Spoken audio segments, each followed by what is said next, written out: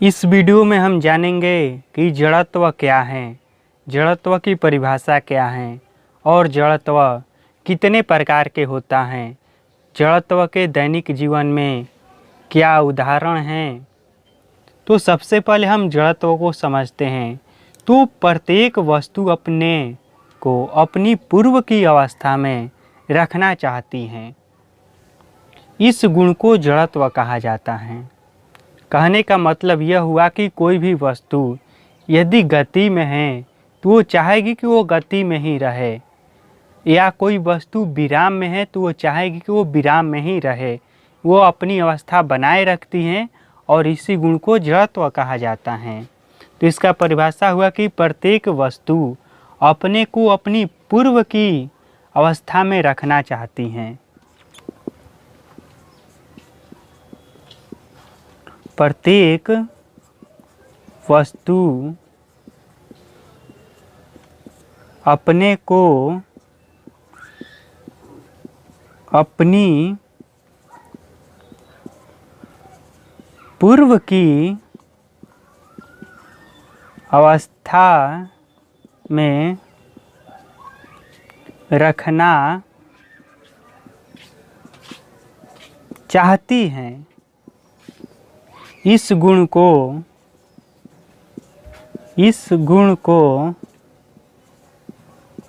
जड़त्व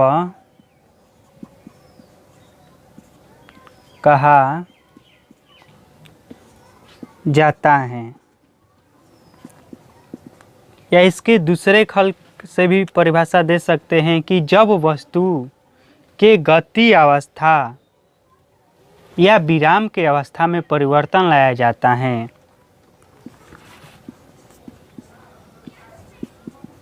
जब वस्तु के गति की अवस्था या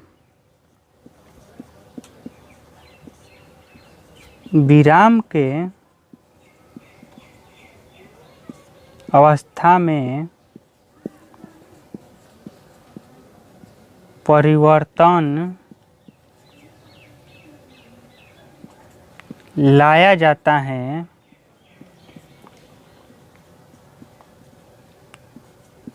तो वस्तु इसका विरोध करती हैं।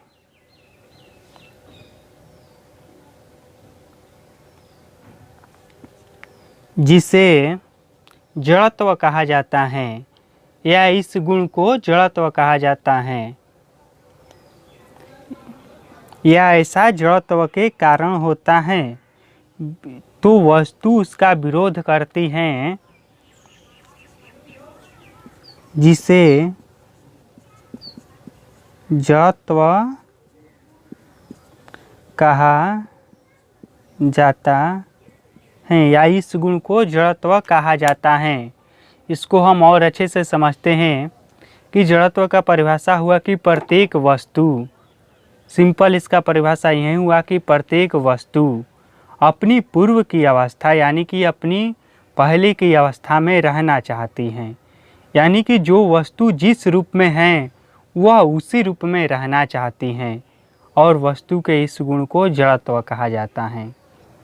या इसको हम दूसरे भाषा में कहें तो जब कोई गतिशील वस्तु है या गति की अवस्था में है या विराम की अवस्था में है तो वो उसी में रहना चाहती हैं।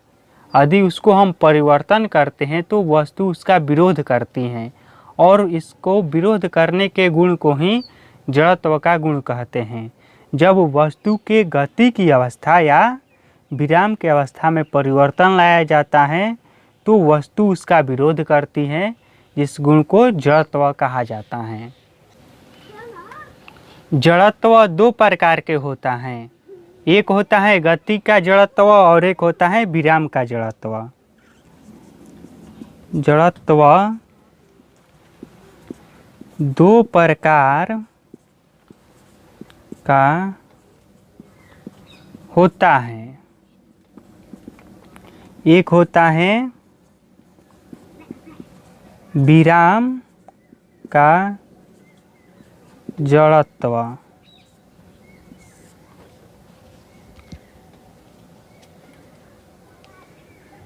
विराम का जड़त्व, इस जड़त्व के कारण वस्तु विराम में रहना पसंद करती हैं। इस जड़त्व के कारण वस्तु विराम में रहना पसंद करती हैं। कहने का मतलब हुआ कि विराम के जड़त्व का कारण वस्तु जो है वो विराम में रहना पसंद करती हैं। और दूसरा होता है गति का जड़त्व। गति का जड़त्व, तो इसका भी यही परिभाषा हुआ कि इस जड़त्व के कारण वस्तु सरल रेखा में एक समान गति की अवस्था में रहना पसंद करती हैं। इस जड़त्व के कारण वस्तु एक सरल रेखा में एक समान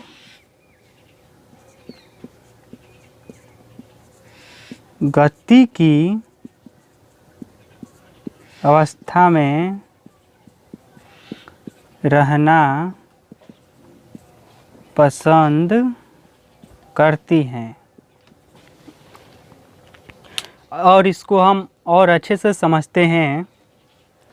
विराम का जड़त्व हो गया कि इस जड़त्व के कारण वस्तु विराम में रहना पसंद करती हैं, यानी कि वो विराम में है तो विराम में रहना पसंद करती हैं, और जब हम उसको गति में लाने की कोशिश करते हैं तो वह उसका विरोध करती हैं।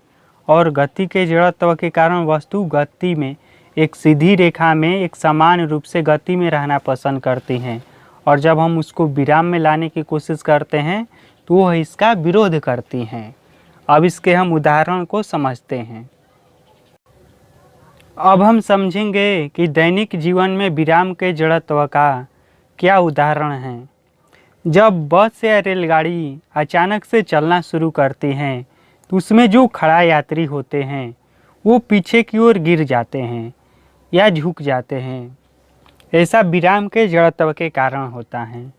होता यह है कि जब हम बस या रेलगाड़ी में कोई भी व्यक्ति खड़ा रहता है तो उसका पैर गाड़ी के साथ, गाड़ी जब शुरू में खड़ा रहती है इस तरह से, तो ये व्यक्ति हो गया, तो उसका जो नीचे वाला पैर होता है वो गाड़ी जब चलना शुरू करती है तो उसके साथ गतिशील हो जाता है। लेकिन विराम के जड़त्व के कारण उसका पूरा शरीर विराम में ही रहना पसंद करता है, और वह इस गति के विरोध करता है, इस गति को विरोध करता है, जिस कारण से वो क्या होता है कि पीछे की ओर झुक जाता है या गिर जाता है। ऐसा विराम के जड़त्व के कारण होता है। दूसरा उदाहरण है कि जब हम पेड़ पौधे को, उसके डाली को, शाखा को जोर से हिलाते हैं तो उसका जो फल होता है, उसका जो पत्तियां होती हैं वो झड़ जाता है, गिर जाता है। यह भी विराम के जड़त्व के कारण होता है। पेड़ पौधे की जो पत्ती होती हैं, जो फल होती हैं, वो विराम के जड़त्व के कारण विराम में ही रहना पसंद करती हैं। लेकिन जब हम उसकी शाखा को हिलाते हैं तो शाखा गति में हो जाता है, और जिसके कारण फल उस शाखा से टूट जाता है। ऐसे बहुत सारे उदाहरण हैं विराम के जड़त्व का।